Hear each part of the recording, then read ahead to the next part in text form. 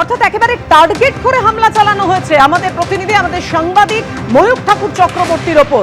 কোথায় পুলিশ? গোটা ঘটনাটা পুলিশের সামনেই ঘটেছে, কেননা আপনারা শুনছেন যে ঘটনাটা ভোর 4টের পরে হয়েছে। তারপর এলাকায় পুলিশ লুটমাট করছিল। শুভেন্দু অধিকারী বিরোধী দলনেতা এই ঘটনায় গুলিকাণ্ডে অভিযুক্ত তৃণমূল যোগে সরব হয়েছেন। পিলখানা রোডে প্রকাশ্যে একজনকে গুলি করে খুন করা হয়। সিসিটিভি ফুটেজে রোহিত খান ও হারুন খানকে দেখা যাচ্ছে গুলি চালাতে। কিভাবে হাওড়ার ছবি এসেছে সামনে, অত্যন্ত দক্ষ সাংবাদিক।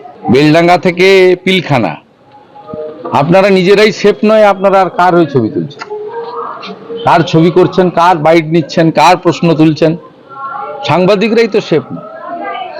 যারা মুখ্যমন্ত্রীকে প্রচার দেন ব্যাপকভাবে, মুখ্যমন্ত্রীকে তার ব্যক্তিগত জীবন তুলে ধরেন সততার প্রতীক হিসেবে, তাদের অবস্থাও তো। অর্থাৎ আমাদের প্রতিনিধি ময়ূখ ঠাকুর চক্রবর্তী প্রশ্ন করায় বিধায়ক বলছেন আমি কি দূরবীন নিয়ে ঘুরে বেড়াবো নাকি? আর তারপরে আক্রান্ত হতে হলো আমাদের প্রতিনিধি ময়ূখ ঠাকুর চক্রবর্তীকে। বিব্রত হতে হলো কি এই বিধায়ক, যে কারণে তারপরেই আক্রান্ত হলেন আমাদের সাংবাদিক, এবিপি আনন্দ সাংবাদিক ময়ূখ ঠাকুর চক্রবর্তী। একেবারে খবর সংগ্রহ করতে গিয়ে এই পিলখানা রোডেই দুষ্কৃতীদের হামলা হলো ময়ূখের ওপর।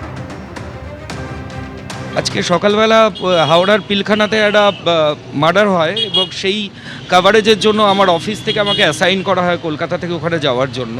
হাওড়ার যিনি বিধায়ক রয়েছেন তার সঙ্গে তার ইন্টারভিউ নিতে নিতে আমি জিটি রোড পিলখানা যে ক্রসিং আছে সেখানে আসি। এরপর ওর যে ডিজিজ যে মারা যায় তার বডিটা ওখানে আসে, বডিটা ভেতরে ঢোকানো হয়। আমি এবং আমার ফটো জার্নালিস্ট আমরা ওখানে ওয়েট করছিলাম। আচমকাই একটা আনরুলি মব, অ্যারাউন্ড 15-20 জন হবে, তারা চলে এলো এবং এসে অশ্রাব্য গালিগালাজ। আমার ফটো জার্নালিস্ট উজ্জ্বল ঘোষ ওখানে দাঁড়িয়েছিল, ওকে উদ্দেশ্য করে গালিগালাজ করলো এবং আমাকে কোনো কারণ ছাড়া, আমাকে এবং আমার ফটো জার্নালিস্ট একটু পাশে ছিল, বেপরোয়াভাবে মারতে শুরু করলো। এবং একটা অদ্ভুত জিনিস আমি দেখলাম যে যারা মারধর করলো তাদের ইনিশিয়ালি 1-2 জন মারলো, ওই দেখে আরও 10 জন 15 জন তারা কিছু জানেনই না, কিন্তু তারাও বেপরোয়াভাবে মারতে শুরু করলো। আমার চশমা ছিল একটা, চশমাটা ওখানে ভেঙে গেল সঙ্গে সঙ্গে, ফোনটা ছিটকে পড়ে গেল। এরই মাঝে যা হয়, নাক দিয়ে গলগল করে রক্ত, সারা গায়ে রক্ত, হ্যাঁ নাক দিয়ে প্রচণ্ড ব্লিডিং স্টার্ট হয়ে গেল ওই মারধরের জন্য। আমি ওদেরকে বললাম যে আমাকে মারার তো কোনো কারণ নেই ভাই, আপনার যদি কিছু বলার থাকে আপনি বলুন, আমরা সেটাও দেখাবো। আমরা তো দুপক্ষের। কতজন ছিল? প্রায় 15 থেকে 20 জন ছিল। হ্যাঁ, একদম গলির ভেতরে নিয়ে গিয়ে টেনে হিঁচড়ে একটা ল্যান্ডিং ছিল সেখানে বসিয়ে পুরো মারধর করলো। এবং যারা মারধর করলো তারা অনেকে জানেই না যে তারা কেন মারধর করছে। ওরা জার্নালিস্ট দেখে আইডেন্টিফাই করেই মেরেছে।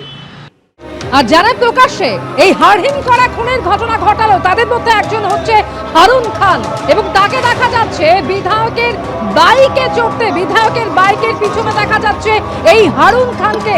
এবং বিভিন্ন সময় তৃণমূলের বিভিন্ন কর্মসূচিতে, বিভিন্ন মিছিলে তাকে দেখা গিয়েছে। বিজেপির তরফ থেকে এই ভিডিও পোস্ট করা হয়েছে এবং এই ভিডিও পোস্ট করে একেবারে সরাসরি তৃণমূলের সঙ্গে যোগের অভিযোগ করা হয়েছে। বিজেপির দেওয়া ভিডিওতে দেখা যাচ্ছে তৃণমূল বিধায়কের বাইকের পিছনে সওয়ার হয়েছেন এই মূল অভিযুক্ত হারুন খান। তিনি হচ্ছেন প্রমোটার খুনের ঘটনায় মূল অভিযুক্ত।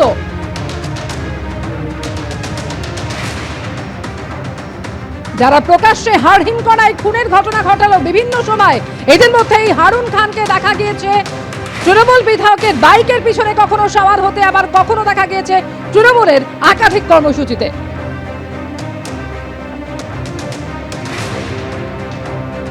আর এই হচ্ছে ঘটনার মুহূর্তের সেই ছবি, সিসিটিভিতে ধরা পড়েছে ঘটনার মুহূর্তের সেই হাড়হিম করা ছবি। একেবারে পরপর গুলি করা হয়, প্রথমে পেছন দিক থেকে গুলি করা হয় এবং তারপর মাটিতে পড়ে যাওয়ার পর সামনে থেকে পরপর গুলি করে পালিয়ে যায় দুষ্কৃতীরা। এদের মধ্যে একজন হচ্ছেন এই হারুন খান।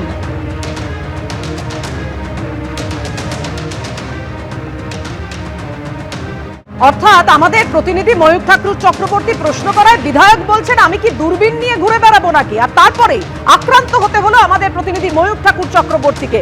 বিব্রত হতে হলো কি এই বিধায়ক, যে কারণে তারপরেই আক্রান্ত হলেন আমাদের সাংবাদিক, এবিপি আনন্দ সাংবাদিক ময়ূখ ঠাকুর চক্রবর্তী। একেবারে খবর সংগ্রহ করতে গিয়ে এই পিলখানা রোডেই দুষ্কৃতীদের হামলা হলো ময়ূখের ওপর। আজকে সকালবেলা হাওড়ার পিলখানাতে একটা মার্ডার হয় এবং সেই কাভারেজের জন্য আমার অফিস থেকে আমাকে অ্যাসাইন করা হয় কলকাতা থেকে ওখানে যাওয়ার জন্য। হাওড়ার যিনি বিধায়ক রয়েছেন তার সঙ্গে তার ইন্টারভিউ নিতে নিতে আমি জিটি রোড পিলখানা যে ক্রসিং আছে সেখানে আসি। এরপর ওর যে ডিজিজ যে মারা যায় তার বডিটা ওখানে আসে, বডিটা ভেতরে ঢোকানো হয়। আমি এবং আমার ফটো জার্নালিস্ট আমরা ওখানে ওয়েট করছিলাম। আচমকাই একটা আনরুলি মব অ্যারাউন্ড 15-20 জন হবে, তারা চলে এলো এবং এসে অশ্রাব্য গালিগালাজ।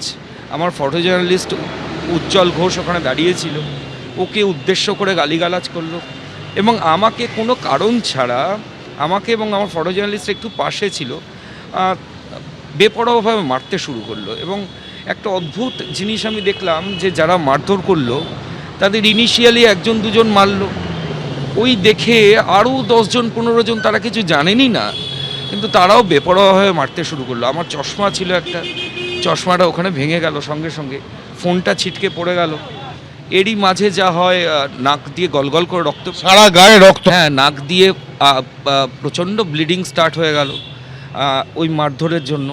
আমি ওদেরকে বললাম যে আমাকে মারার তো কোনো কারণ নেই ভাই, আপনার যদি কিছু বলার থাকে আপনি বলুন, আমরা সেটাও দেখাবো। আমরা তো দুপক্ষের কতজন ছিল? প্রায় 15-20 জন ছিল। হ্যাঁ, একদম গলির ভেতরে নিয়ে গিয়ে টেনে হিঁচড়ে একটা ল্যান্ডিং ছিল সেখানে বসিয়ে পুরো মারধর করলো। এবং যারা মারধর করলো তারা অনেকে জানেই না যে তারা কেন মারধর করছে, ওরা জার্নালিস্ট দেখে আইডেন্টিফাই করেই মেরেছে। ইতিমধ্যে আপনারা জানেন যে অভিযোগ উঠেছে এবং তারপর ময়ূখ ঠাকুর চক্রবর্তী আমাদের প্রতিনিধি যে সময় ঘটনাস্থলে যান এবং সেখানে খবর সংগ্রহে গেলে তাকে আক্রান্ত হতে হয়। আমাদের প্রতিনিধি ময়ূখ ঠাকুর চক্রবর্তীকে কি বলেছিলেন তৃণমূল বিধায়ক শোনাবো।